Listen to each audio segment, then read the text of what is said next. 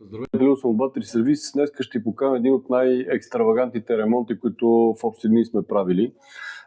Защо е екстравагантен? Защото батерията представлява ето това. Тук отдолу сме залепили, това са балансните пластини с кабелите. Ето това е батерията, 10 клетки Sony, това беше вътре на 2000, VTC4 може би или нещо подобно, ще ви излъжа. Заменено с VTC 6 на 3120, 30 амперови. Това нещо е за ето това нещо. Това е две колела са такива за инвалидна количка. Виждате тук колко електроника има. Този пакет, както и този, влиза вътре. Тук отгоре има един капак, има едни щипки, има 40 болта и въобще изключително приятно нещо за работа, като изключваме това, че може всеки да развие болтовете, които държат това нещо. Но тук свършва приятната част.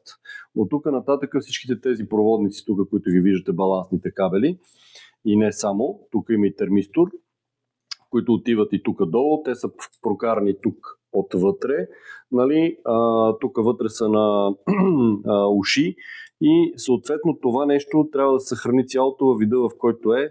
Тук има канали, по които тези неща сега ще трябва да ги навкараме, за да могат да паснат по същия начин, както е било в оригинал, че не може да го затворите.